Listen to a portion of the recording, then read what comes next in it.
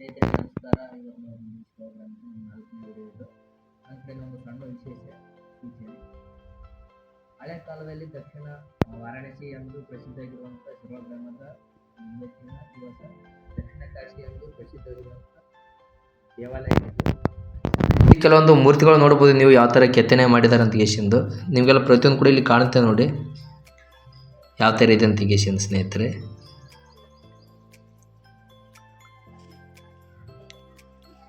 ಹಂಪಿಯಲ್ಲಿ ಎಷ್ಟು ಶ್ರೇಷ್ಠ ಆಗಿರುವಂಥ ಕೆಲವೊಂದು ಶಿಲೆಗಳಿದಾವೆ ಅದರಷ್ಟು ಕೂಡ ನಮ್ಮ ಶಿರೋಳ ಗ್ರಾಮದಲ್ಲಿ ಕೂಡ ಪ್ರತಿಯೊಂದು ಕೂಡ ನೋಡ್ಬೋದು. ನಾವು ಯಾವ ಥರ ಇದೆ ನೋಡಿರಲಿಲ್ಲ ಚಿತ್ರಗಳು. ಇಲ್ಲಿಯೂ ಕೂಡ ಹಂಪಿಯಲ್ಲಿ ಯಾವ ಥರ ಶ್ರೇಷ್ಠವಾಗಿದೆ ಅದೇ ಥರ ಕೂಡ ನಮ್ಮ ಶಿರೋಳ ಗ್ರಾಮದಲ್ಲೂ ಕೂಡ ಪ್ರತಿಯೊಂದು ಕೂಡ ಭಾಳ ಶ್ರೇಷ್ಠವಾಗಿರುವಂಥ ದೇವಾಲಯಗಳಿದ್ದಾವೆ. ಇನ್ನೂ ಕೆಲವೊಂದು ದೇವಾಲಯ ತೋರಿಸ್ತೀನಿ ಬನ್ನಿ ನನ್ನ ಜೊತೆಗೆ ನೋಡಿ. ಇಲ್ಲಿ ಕೂಡ ಹಳೆ ಕಾಲದ ದೇವಾಲಯಗಳಿದ್ದಾವೆ. ಆಮೇಲೆ ಅದ್ರ ಜೊತೆ ಕೂಡ ಕೆಲವೊಂದು ಶಿವಲಿಂಗಗಳಿದ್ದಾವೆ ನೋಡಿ ಎಷ್ಟೊಂದು ಕಾಣ್ತಾ ಇದೆ ಶಿವಲಿಂಗ ಕೂಡ. ರಾಷ್ಟ್ರಕೂಟ ಕಾಲದಲ್ಲಿ ಭವ್ಯ ಇತಿಹಾಸವನ್ನು ಹೊಂದಿರುವ ಸಿದ್ಧಲಿಂಗೇಶ್ವರ ದೇವಸ್ಥಾನ ಇದು. ಆ ದೇವಸ್ಥಾನ ಮುಂದುಗಡೆ ಪ್ರತಿಯೊಂದು ಕೂಡ ಲಿಂಗಗಳಿದ್ದಾವೆ ನೋಡಿ. ಅಲ್ಲೆಲ್ಲ ಕಣ್ಣಿಗೆಲ್ಲ ಕಾಣ್ತಿದ್ದಾವೆ ಎಷ್ಟೊಂದು ಲಿಂಗಗಳಿದ್ದಾವೆ.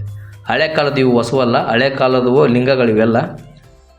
ಹಾಗೆ ದೇವಾಲಯದ ಒಳಗಡೆ ಹೋಗ್ತಾ ಇದ್ದೀವಿ. ಒಳಗಡೆ ಯಾವ ಥರ ಅಂತ ಫಸ್ಟ್ ಟೈಮ್ ಬಂದಿರೋದಿಲ್ಲೆಲ್ಲ ನೋಡ್ಬೋದು ನೀವು. ದೇವಾಲಯದ ಮುಂದೆಗಡೆ ಇಲ್ಲಿ ಕೆಲವೊಂದು ಲಿಂಗಗಳು ಕಾಣ್ತಾ ಇದ್ದಾವೆ ಯಾವ ಥರ ಇದ್ದಾವೆ ಅಂತ ಗೇಶಂದ.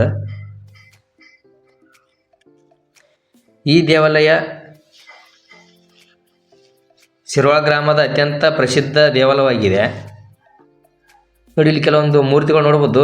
ಅತ್ಯಂತ ಸುಂದರವಾಗಿರೋಂಥ ಮೂರ್ತಿಗಳಿದ್ದಾವೆ ಇಲ್ಲೆಲ್ಲ ಮೇಲುಗಡೆ. ಅಷ್ಟು ಚೆನ್ನಾಗಿದೆ. ಇಲ್ಲಿ ಕೊಂಬಗಳು ನೋಡಿ ಯಾವ ಥರ ಇದ್ದಾವೆ, ಯಾವ ಥರ ಡಿಸೈನ್ ಕಾಣ್ತಾ ಇದೆ ಅಂತ.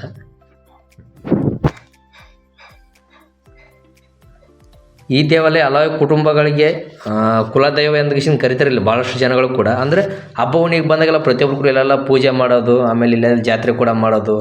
ಭಾಳಷ್ಟು ಜನ ಇಲ್ಲೆಲ್ಲ ಬಂದು ಪೂಜೆ ಕೂಡ ಮಾಡ್ತಾರೆ. ಇಲ್ಲಿ ನೀವು ನೋಡ್ಬೋದು ಇಲ್ಲೊಂದು ನಾಗರಾವು. ನಮ್ಮ ಹಳ್ಳಿ ಭಾಷೆದಂದ್ರೆ ನಾಗರಾವ್ ಅಂತ ಕರಿತೀವಿ. ಯಾವ ಥರ ಇದೆ ನೋಡ್ರಿ ಇಲ್ಲಿ. ಇಲ್ಲಿ ಬಾವಿ ಕುಡಿ ಅಂದರೆ ದೇವಸ್ಥಾನ ಪೂಜೆ ಮಾಡೋಕ್ಕೆ ಇಲ್ಲಿ ಕಿಶಿಂದ ನೀರು ತೊಗೊಂಬರ್ತಾರೆ. ಅಂದ್ರೆ ಒಳಕ್ಕಿದೆ ಬಾವಿ ಕೂಡ ನೋಡಿ ಎಷ್ಟು ಒಳಕ್ಕಿದೆ.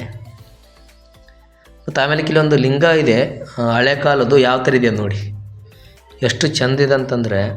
ಇಲ್ಲೆಲ್ಲ ಪೂಜೆ ಕೂಡ ಮಾಡ್ತಾರೆ ನೋಡಿ ಎಷ್ಟು ಚೆನ್ನಾಗಿದೆ ಲಿಂಗ. ಅಂದ್ರೆ ಹಳೆ ಕಾಲದ್ದು. ಇಲ್ಲಿ ಯಾರೋ ರೊಕ್ಕ ಕೂಡ ಇಟ್ಟಿದ್ರು. ದೇವ್ರ ಹತ್ರ ನಮಸ್ಕಾರ ಮಾಡಿ ಹಂಗೆ ಮುಂದಕ್ಕೆ ಹೊಂಟಿದ್ದೀವಿ ನಾವು. ಹೋಗ್ಬೇಕಾದ್ರೆ ಎಲ್ಲ ಪಕ್ಕದಲ್ಲಿ ಇನ್ನೊಂದು ಕೂಡ ಲಿಂಗ ಕಾಣಿಸುತ್ತೆ. ಇದೇ ಥರ ನಾನಾ ಥರ ಲಿಂಗಗಳಿದ್ದಾವೆ, ಭಾಳಷ್ಟು ಅದಾವೆ ಲಿಂಗಗಳು ನೋಡಿ ಯಾವ ಥರ ಇದೆ ಇಲ್ಲೆಲ್ಲ ಲಿಂಗ ಕೂಡ. ಫಸ್ಟ್ ಟೈಮ್ ಇಲ್ಲಿ ಹೋಗಿರೋದು. ಇದನ್ನೆಲ್ಲ ಮುಗಿಸಿ ನಮ್ಮಂತೂ ಭಾಳಷ್ಟು ಖುಷಿ ಇತ್ತು. ಯಾಕಂದ್ರೆ ಇಲ್ಲೆಲ್ಲ ದೇವಾಲಯ ನೋಡಿರಲಿಲ್ಲ ಈ ಥರ ಅಂತ ಶಿರೋಳ ಗ್ರಾಮದಲ್ಲಿ ಕೂಡ ಎಷ್ಟು ಶ್ರೇಷ್ಠವಾಗಿರುವಂಥ ದೇವಾಲಯಗಳಿದ್ದಾವೆ. ಅದೇ ಥರ ನಮ್ಮ ಶಿರೋಳಲ್ಲಿ ಕೂಡ ಸಿಗುತ್ತಾವಂತ ನಾನು ಅನ್ಕೊಂಡಿರಲಿಲ್ಲ. ಇಲ್ಲಿ ಬಂದ ಮೇಲೆ ಗೊತ್ತಾಗಿರೋದು ನನಗೆ ಯಾವ ಥರ ಇದೆ. ಇಲ್ಲೆಲ್ಲ ದೇವ್ರದ್ದು ಏನಾದರೂ ಫಂಕ್ಷನ್ ಇಟ್ಕೊಂಡ್ರೆ ಇಲ್ಲೆಲ್ಲ ಕೂಡ ಕೆಲವೊಂದು ಕಾರ್ಯಕ್ರಮ ಇತ್ತು. ಇಲ್ಲಿ ಕೂಡ ಪಕ್ಕದಲ್ಲಿ ಒಂದು ಲಿಂಗ ಆಗಿದೆ. ಇದು ಕೂಡ ಇಲ್ಲಿ ಗುಡಿ ಮುಂದುಗಡೆ ಕೂಡ ಭಾಳಷ್ಟು ಲಿಂಗಗಳಿದ್ದಾವೆ. ಅದರ ಇನ್ನೊಂದು ಅದು ಕಾಣಿಸ್ತಿಲ್ಲ. ಹಿಂದ್ಗಡೆ ಪ್ರತಿಯೊಂದು ಕೂಡ ಎಲ್ಲ ಮಾಡ್ತಾಯಿದ್ದಾರಲ್ಲ ಅದನ್ನು ಮಾಡ್ತಾರೆ. ಆದರೆ ದೇವರ ಕೂಡ ಚೆನ್ನಾಗಿದೆ, ಚೆನ್ನಾಗಿ ಮಾಡಿದ್ದಾರೆ. ಇದೆಲ್ಲ ಹೊರಗಡೆ ಹೋಗ್ಬೇಕಂದ್ರೆ ಅದು ದೇವಾಲಯ ನೋಡ್ತಾ ಇದ್ವಿ. ಅಪೋಸಿಟ್ ಸೈಡ್ ಒಂದು ಸಣ್ಣ ಗುಡಿ ಇರ್ತದೆ. ಅದು ಪಕ್ಕದಲ್ಲಿ ಹೋಗ್ಬೇಕಾದ್ರೆ ಇನ್ನೂ ಎಲ್ಲ ಲಿಂಗಗಳು ಆಗ್ತಿತ್ತು. ಹಳೆಯ ಕಾಲದ ದೇವಾಲಯದ ಜೊತೆ ಕೂಡ ಇಲ್ಲೆಲ್ಲ ಲಿಂಗಗಳು ಕೂಡ ಈ ಥರ ಇದಾವ ಅಂತ ನನಗೊಂದು ಭಾಳಷ್ಟು ಖುಷಿ ಆಯಿತು. ಆ ಗುಡಿ ಮುಂದುಗಡೆ ನೋಡಿ ಯಾವ ಥರ ಇದ್ದಾವೆ ಲಿಂಗಗಳು. ಇಲ್ಲಿ ನೋಡಿ ಯಾವ ಥರ ಕಾಣಿಸುತ್ತೆ ಅಂತ. ಇದೆಲ್ಲ ನೋಡ್ಬಿಟ್ಟು ನಮಗೆ ಕೂಡ ಟೈಮ್ ಆಗ್ಲಕ್ಕಾಯ್ತಿತ್ತು ಮನೆಗೆ ಹೋಗೋಕ್ಕೆ. ಎಲ್ಲ ಗುಡಿ ಮತ್ತು ಇಲ್ಲೆಲ್ಲ ನೋಡಿ ಯಾವ ಥರ ಕಾಣಿಸ್ತದೆ ಸಣ್ಣ ಸಣ್ಣ ಗುಡಿಗಳು. ಇದು ನೀರಿನ ಟ್ಯಾಂಕ್ ರೆಡಿ ಮಾಡ್ಲತ್ತಾರೆ. ಎಲ್ಲರಿಗೂ ಧನ್ಯವಾದಗಳು. ನನಗೆ ಇದೇ ರೀತಿ ಸಪೋರ್ಟ್ ಮಾಡಿ ನೆಕ್ಸ್ಟ್ ಡೇ ಕೂಡ ಮಾಡ್ತೀನಿ. Thank you sir.